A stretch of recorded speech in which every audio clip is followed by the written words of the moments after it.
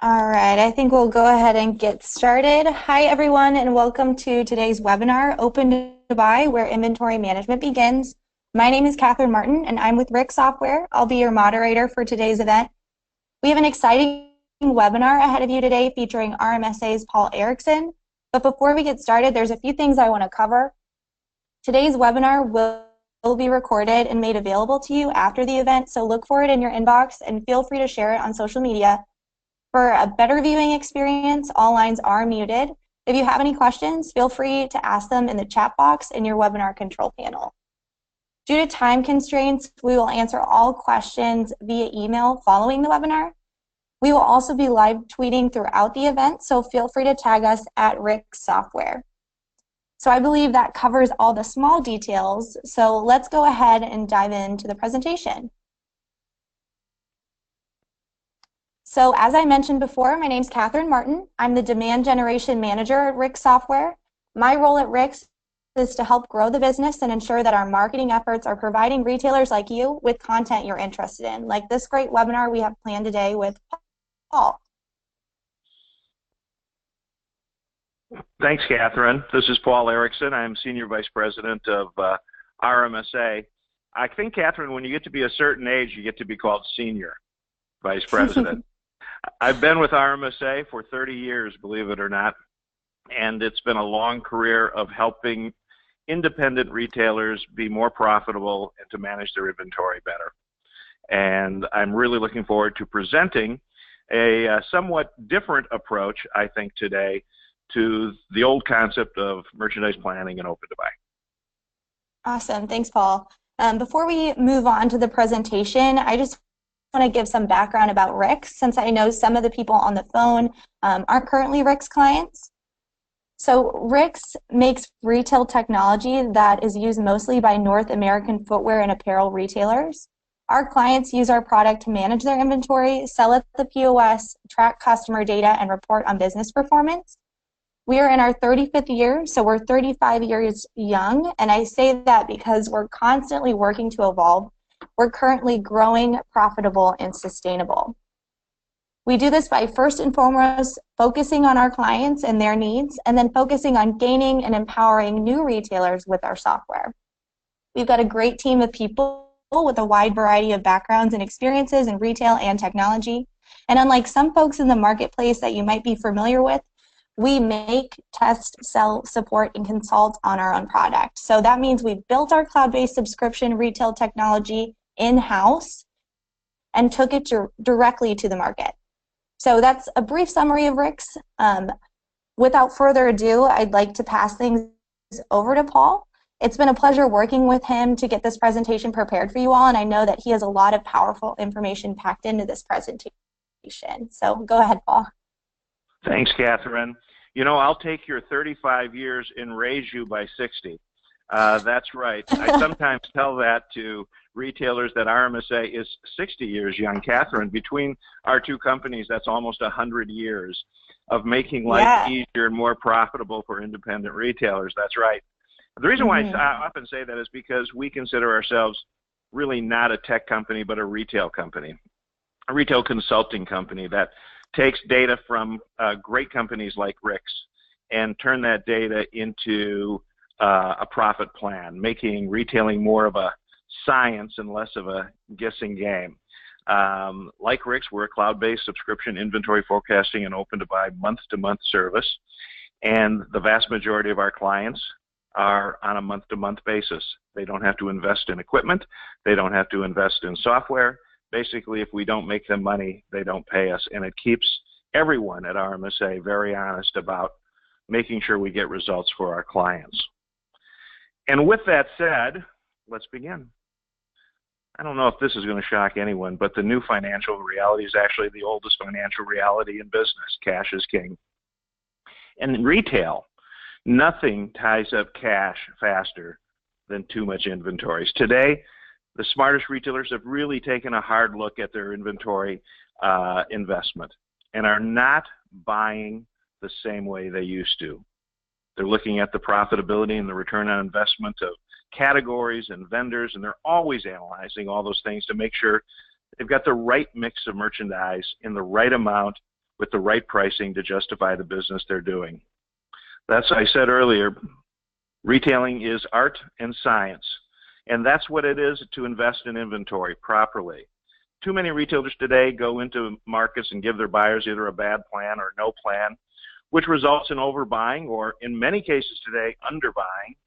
We find that one of the largest causes of having too much merchandise in a retail store is having too many vendors. Duplicate buying, buying wide and thin, incorrect price points, buying just in case, we'll talk about that in a few minutes, not just in time, and all of that results in a buying rut.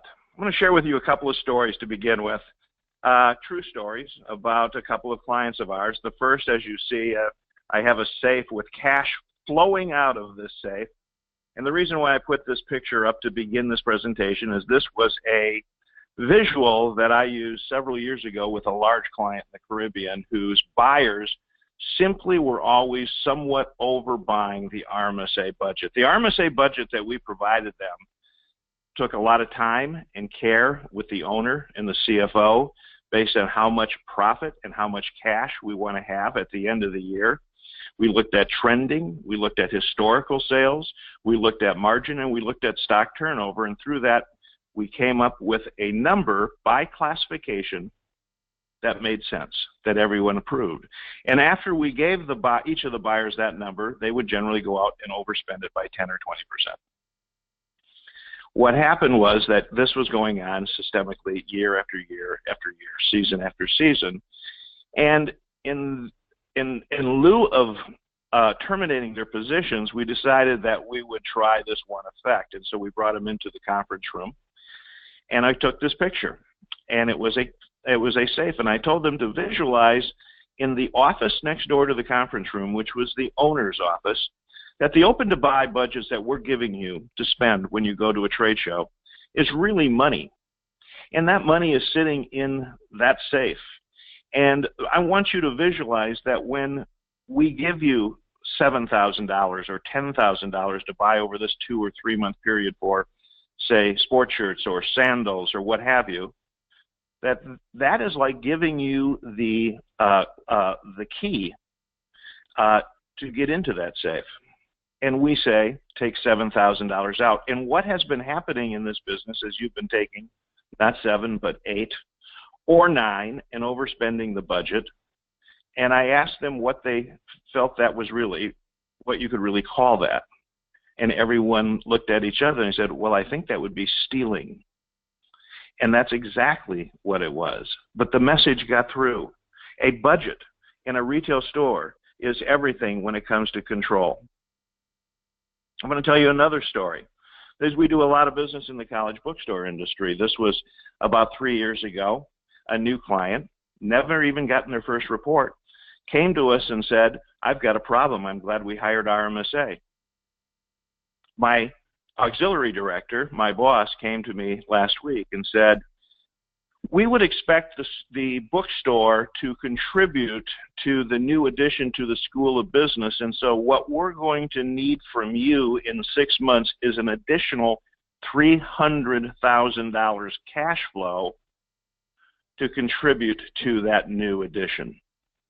And there was no negotiation. And he said he felt like if he wasn't able to accomplish that, well, his job might be in jeopardy. And so it raised the question, if that ever happened to anybody on this call, we have a lot of retailers on this call, if the bank came to you and said, we need you to pay down your loan, or for whatever reason you need to pay off money fast and you needed additional cash, where would you find it in your business? There's essentially 3 places we could cut expenses. Well, really, I think everybody on this call is an independent retailer, and I know of very few independent retailers that are living a life of luxury of flying in their own private jet or first class and eating $500 dinners. We're watching expenses all the time. Most expenses in a retail store are fixed. The rent is the rent. The payroll is essentially the payroll. And when we cut advertising, that could have potential negative consequences. We could increase sales, but yes, okay, you've got this brilliant plan to increase profitable sales with good cash flow. Why haven't we unveiled it earlier than now? And the other one is what Paul Erickson would say, your money is in your inventory. We should get it from our inventory. It's like the old story about Willie Sutton, the bank robber in the 40s, who was finally caught by the feds and taken out on a perp walk in front of the press. And one reporter famously yelled at him, "Hey, Willie, why do you rob banks?" And Willie Sutton, in the most deadpan way he could say it, turned to that reporter and said, "That's where the money is. We could get it out of our inventory." But really, that also has potential negative consequences. Cut too much, you hurt sales, which makes the situation even worse. So we've reported to him this very first report. Gee, nobody on this call knew there would be actually computer reports, but this is from RMSA, and you may have to scoot up a little closer to see it, but let me explain something very simple. On one page, we found the money. In other words, on one page on this particular trending report, we listed which categories were most overstocked and which categories were most understocked. In other words, where their actual inventory was at this date and what they should be at. The benchmark, the very, very important benchmark of we all know how much we have, but what should we have based on our fiscal and economic goals in the store. In this case, we were $220,000 in excess stock, and I just took the 10 categories that was the most overstocked. But here's interesting, and we see this a lot today at RMSA, more so now than ever before. The understock condition was greater than the overstocked. The 10 categories that were most understocked were 309,000. It wasn't just that he had too much inventory. He had categories like sweatshirts, which was the #1 category in sales, the next section. I thought these four go together. Where are we up in sales and where are we understocked? Where are we under in sales and where are we overstocked? And categories like sweatshirts, which he's blowing out and probably could increase the assortment and would do more business. You know, it's often said that sometimes if you just use a POS system, it's almost like trying to lose weight with just your scale. What we do at RMSA is we're looking not just at history, but looking at the future. In other words, on the second page, I said, look, right now, this month, we're $100,000 sales revenue in jeopardy simply because of underpositioned inventory based on turns, historical sales, historical stocks, margins, and the time of the year. Where did we come up with these planned optimum benchmark inventories? It's through an open to buy. That's what it came through. Open to buy is much more than just knowing how much to buy. It's knowing how much we should have. Because inventory is the heart of a retail store. Oftentimes at RMSA, we'll talk to a retailer that is looking at our services, and they're not even getting 2 turns a year on their inventory. That means that that retailer has 6 months or more of unsold inventory at any given period of time over the past year. Now, on a retailer's balance sheet, usually the largest asset that they have is their inventory. But for far too many retailers, certainly those retailers not even achieving a 2-turn, the least productive asset that they have on their balance sheet is their inventory. So if 2 turns is slow or less than 2 turns, what's the right amount? And how do we determine how much inventory we should have in our store at any given time? Well, let's do an exercise together on this webinar today. And let's say I have a store and I'm looking for the perfect condition of inventory in my store, trying to find what that is. And all I sell in my store are pens. That's it. I only sell pens. And I know for a fact, because I have a really good sales forecast, that I'm going to sell 12 pens this month. So if I know I'm going to sell 12 pens, how many pens do I need to have in stock to achieve that forecast of 12 sales? Now, when I ask this in seminars around literally the world, I get a lot of answers from retailers. Hands go up, and people will say 36, 24. People will say 12. One guy said 1. I go, how can you sell 12 from 1? He goes, I'm a fast reorder. So is it 12? How much is it? Well, I would say 12, right? But then there's another wrinkle on these pens that I have to share with you, and that these pens come in 12 colors. And every one of my customers that's going to come into my pen store today is going to be emotionally attached to one of those colors. I'm just not sure which one. So how many do I need now? Well, 144. Oh, one more thing about the pens. There's a shorter pen and there's a longer pen in length, and each of those two sizes comes in 12 colors. So now how many do I need? 288. How many am I going to sell this month? 12. That, ladies and gentlemen, is the origin of inventory problems. That is called, as I said earlier, just in case inventory management, not just in time. So how do we tell? What is the right number for me in my pen store? Well, it's all going to revolve around one word, and it's the most important word in retail when it comes to controlling your inventory, and that word is time.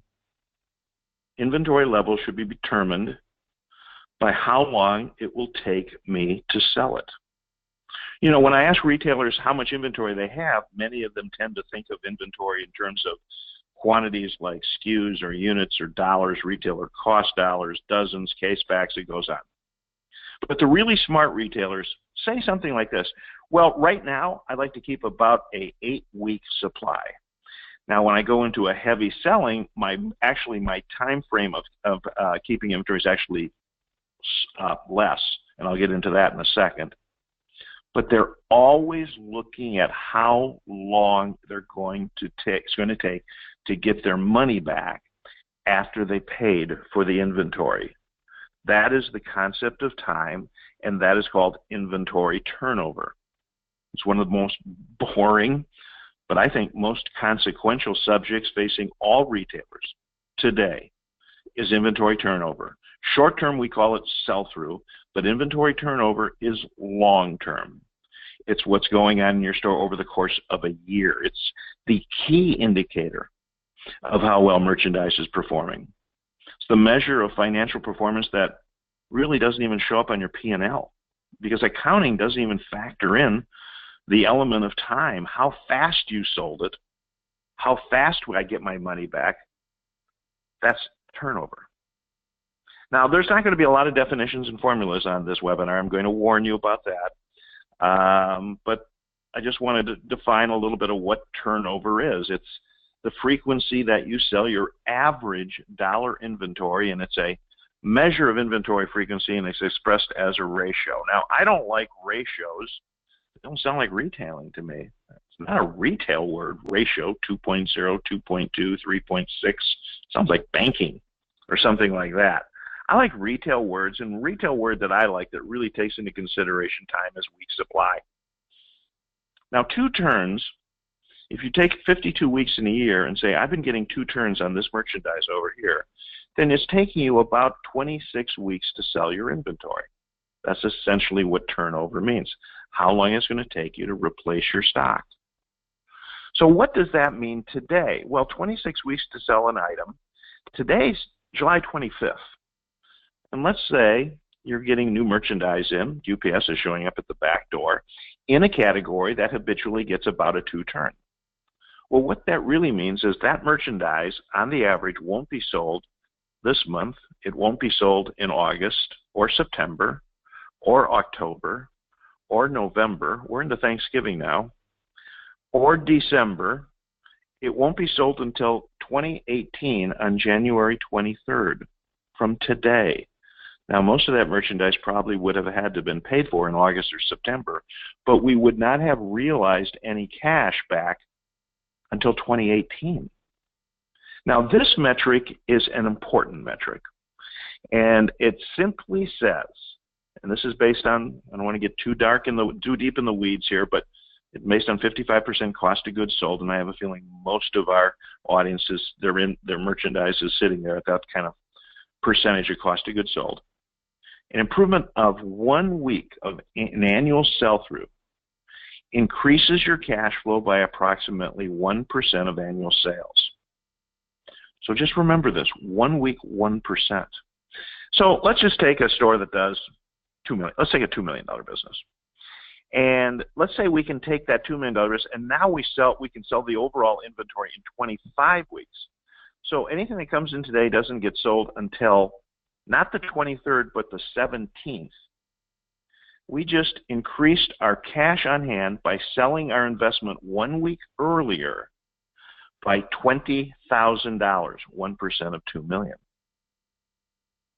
So we can go really crazy here by just tweaking, having good planning and good systems in place, and increase that by 2 weeks. Now it's January 10th. It's still 2018, but by that difference, it's $40,000. If we could get the merchandise that arrived today to sell in December, we're looking at $100,000 plus more cash on hand because we sold the merchandise more quickly. I would challenge anyone on this call on a $2 million store on how you can increase cash flow by that much.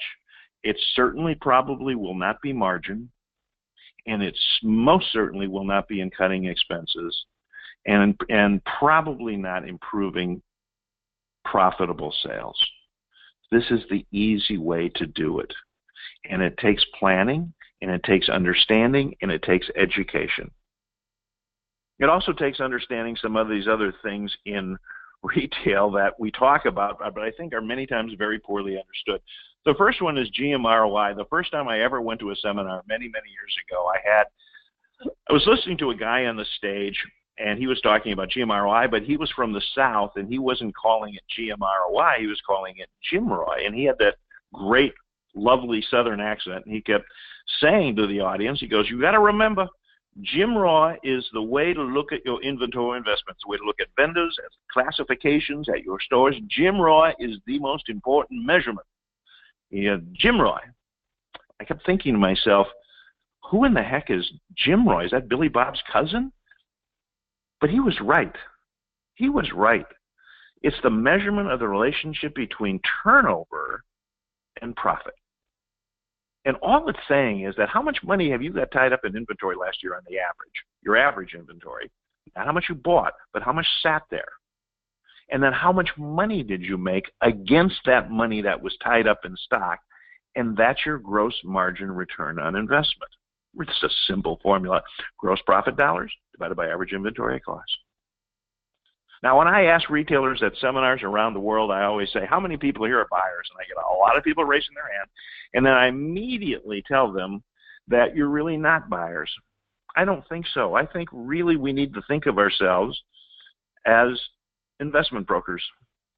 We're investing money in inventory. As a retailer, we're not just buying merchandise. We're investing in merchandise. And you're an investment broker. Someone gave you cash if you work for someone else. If you're a buyer for someone else, that they could have bought real estate CDs, but no, they chose to give you the money to invest in inventory for their store, and they have the right to ask, how well did you perform?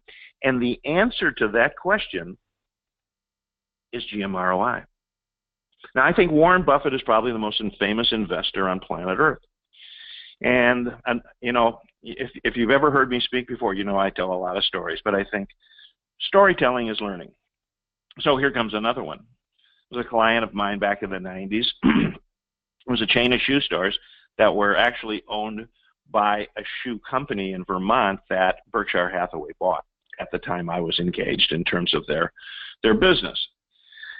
And about 2 weeks after the deal went down, I called the president up and I said, so Terry, have you met Warren Buffett yet? Have you been out to Omaha? And of course he had the little chortle and he said, well, Paul, no, I haven't.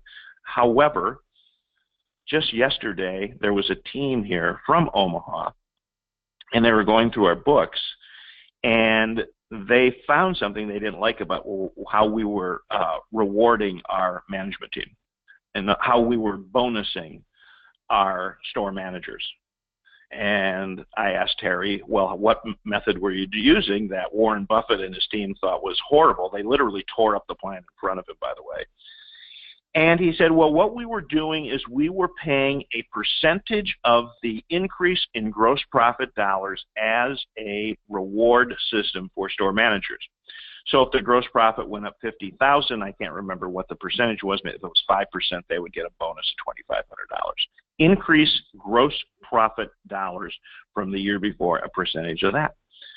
And I immediately asked Terry, Mr. Buffett doesn't like increases in profit? And that's when the light bulb for me, and this was 20-some years ago, turned on about GMROI. Because Terry said, well, no, he likes increases in profit, but there was no penalty on inventory.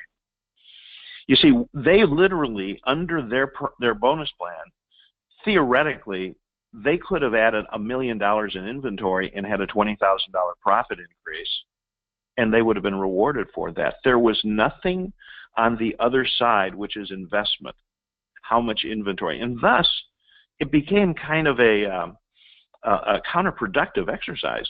Number one, they didn't want to mark down stuff. That would hurt profits. And number two, there was really no kind of incentive for them to clean out inventory. In fact, they thought the more they have, the more I'll sell and the more my bonus will be. The change was based on GMROI. So what is a good GMROI? If I give you $1 and you give me $1 back at the end of the year, is that a good investment? No, it's a little bit like, I guess, kissing your sister. There's no thrill there. If I give you $1 back, you give me $1.50 back at the end of the year. Is that good? Well, that's better, but always remember it's gross margin. And the 50 cents will need to go to expenses. It's not net margin. There's two answers to what's a good GMROI, I think. Number one is a good GMROI is something better than we did last year, constant improvement. But I think the way expenses are today in competition, then I do think GMRO has to be at least $2 based on our overhead and our rents and our payroll and every other cost we have. I think for every dollar invested, I do think today it has to be a minimum of $2.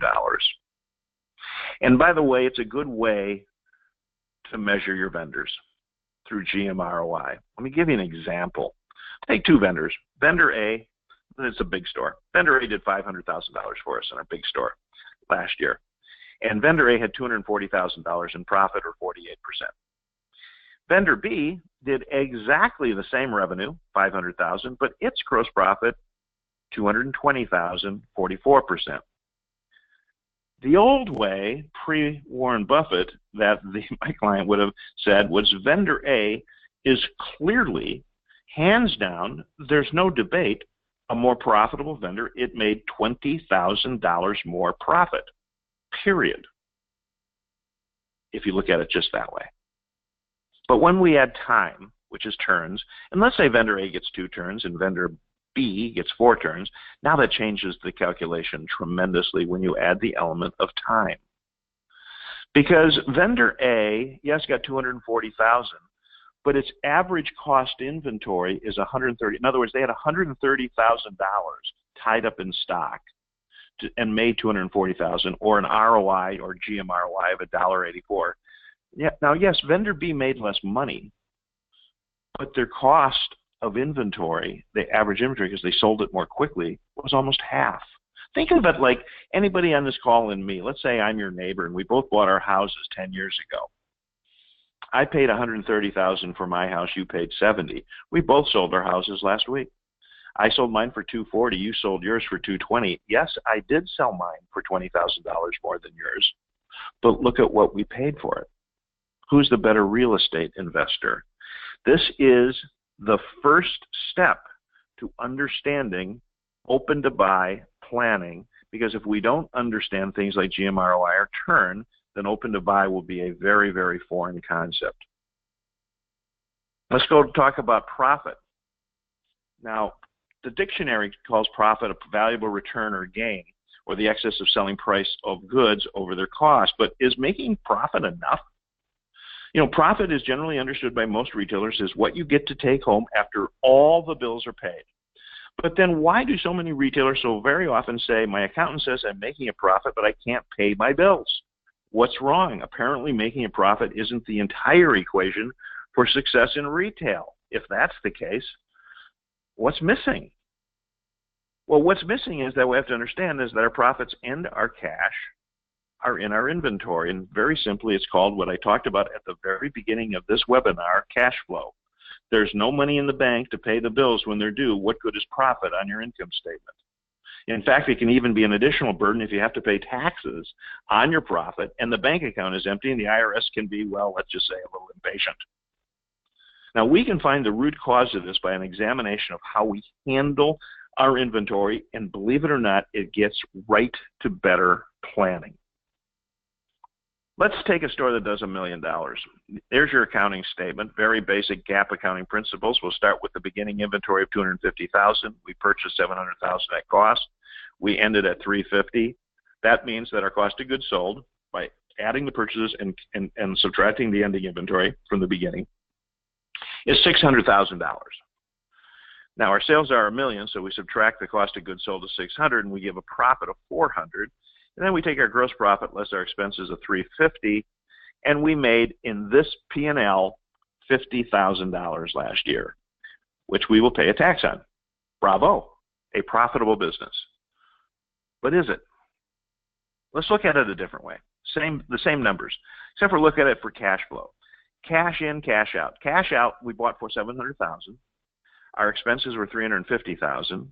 The cash in was $1 million.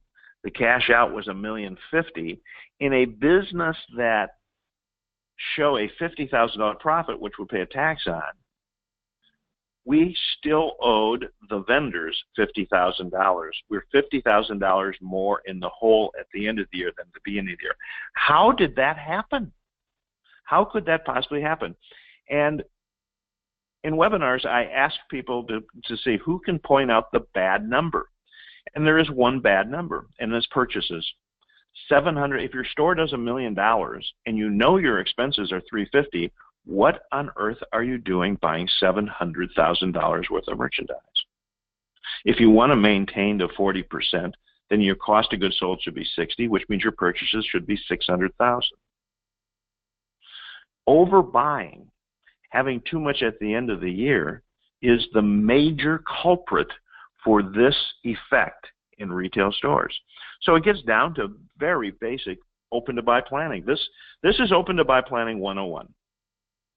I'm going to sell $400,000 in sandals this year. I'll say it's a category. It could be your store, but I think most of the people on this call are bigger than that. So let's say we sell $400,000 in sandals, and I live in Minnesota. It's in Minnesota. It's a seasonal business. Our maintained markup goal is 45%. How many sandals should we buy? What's the open to buy at cost? What do we give the buyer based on, and this is no inventory reduction, by the way. This is the same inventory at the end of the season as we began with. Well, it gets into the old thing that we probably learned in math back in the 6th grade. It's called the cost complement. The cost complement is 55% from the 45% profit. So 400,000 times 55% is our goods, and we have an open to buy of 220,000. Now, I could end the webinar right now and go, now you've learned everything you need to know about open to buy planning, but it is so much more than that. It is so much more extensive than that. It's possibly the most important tool for retailers, and today more important than ever. And the lack of a good and proper and understanding of what planning and open to buy can be is the root cause, I believe, of most retail inventory problems. Because if your plan or what you're doing is wrong when you invest in merchandise, it can never be fixed on the back end to correct the turns and save the margins from the front end. Excess inventory today backs up super quickly, and excess inventory creates enormous cash flow and markdown pressures. I tell retailers the first step, if you want to control your inventory, start budgeting your inventory purchases more clearly and concisely based on a common set of goals on profit and cash flow. Yes, of course, it's guidance on how much to buy, but these benchmarks, those benchmarks that I showed you at the beginning of the webinar, they tell you where you are and against where you should be. I can't think of a more important financial tool than that. And the one thing about open to buy, it can work at any level that a retailer needs it, but generally speaking, it should be working at a class or subclass level. Because merchandise hierarchy for retailers is actually fairly straightforward. Your company, if you have more than one store, then a store, your department, your classification, your subclass, and your SKU. Sales are captured at the SKU level. Replenishable items in your store are captured at the SKU level. That's it. Everything else, from data analysis, vendor analysis, price analysis, open to buy, is either at the classification level or at the sub-classification level. Very, very important to understand. The nature of classifications are that they're customer-focused.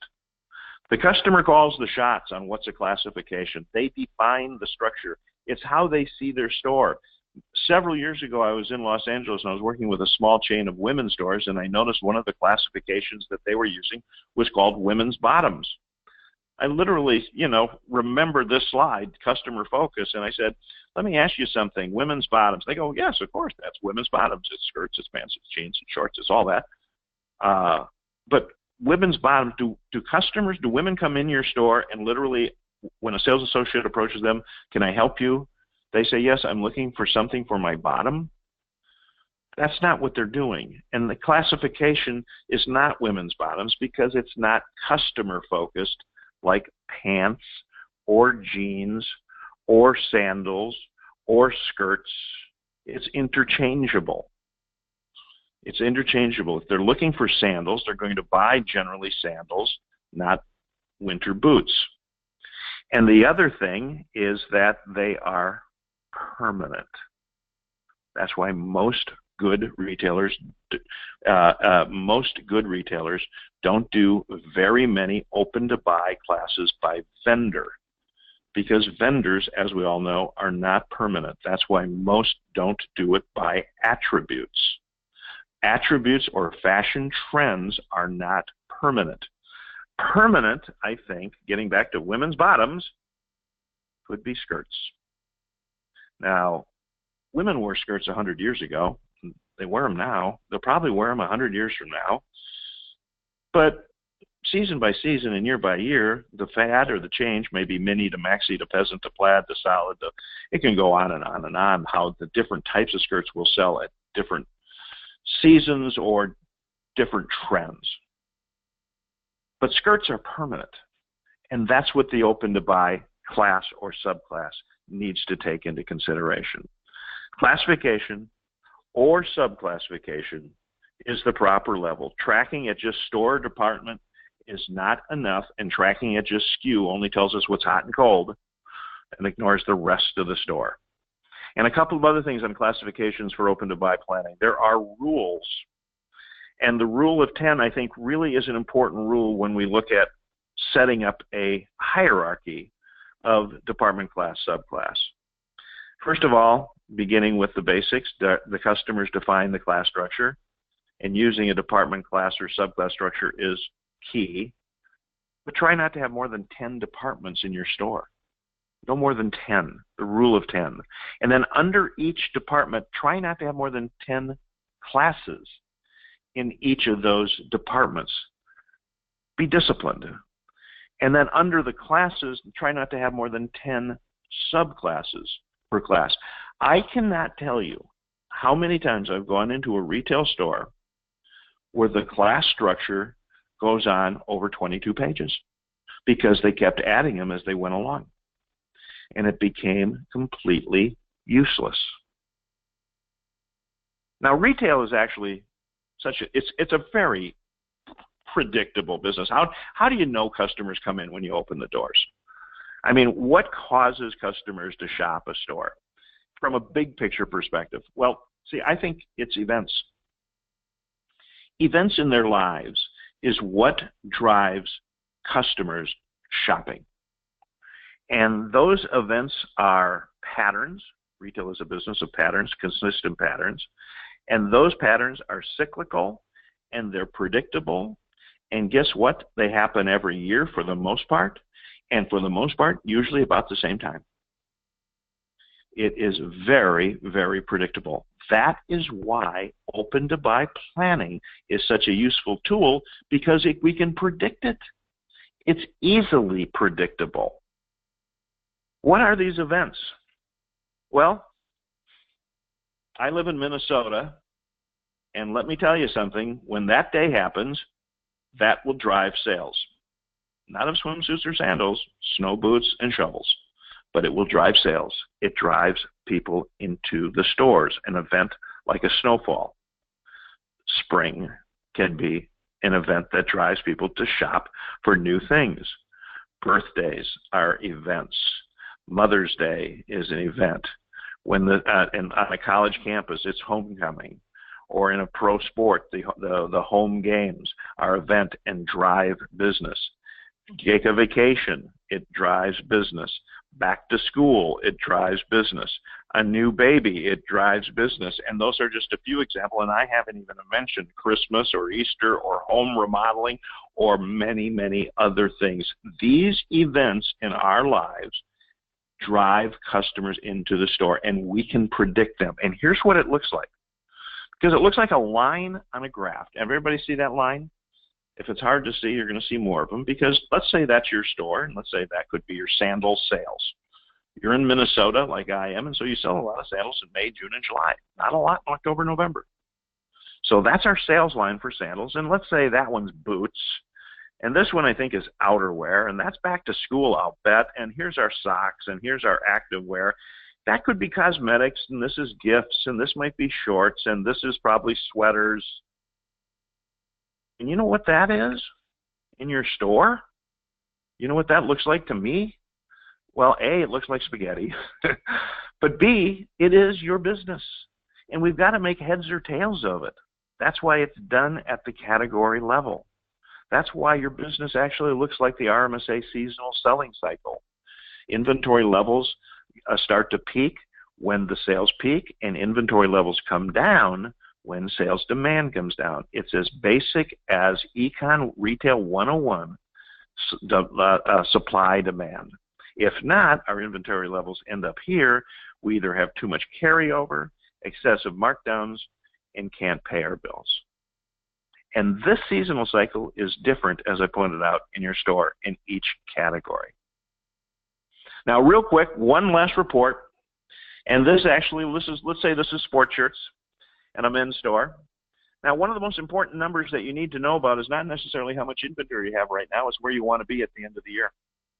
In other words, your position on inventory on January 1, if that is truly your end of the year, is critical, because that's going to determine how much cash you have. That's also going to determine, if markdowns play into January, how much profit you have. And so the position of inventory on January 1, we see in this example in sports shirts, where we want to have 161,000, last year 236. Think of it. If we could get our inventory down $75,000 at retail, that's a big cash flow improvement. That's what we're working to do. Here are our knowns in this sports shirt category. We know we have $220,000 in inventory. Our plan's 207, a little bit over that. We know our sales are up 32%. That's great. So our sales are trending up. We should factor that in the sales for the next 90 days. We also have $227,000 at retail, new shirts coming in for fourth quarter. Good idea, bringing in some new stuff for fourth quarter selling. And we also see this negative right here at 19,000. You know what that is? That's kind of, if you're the pilot and we're going to come in for the runway and the runway's 161,000, we're going to overshoot it by a little bit.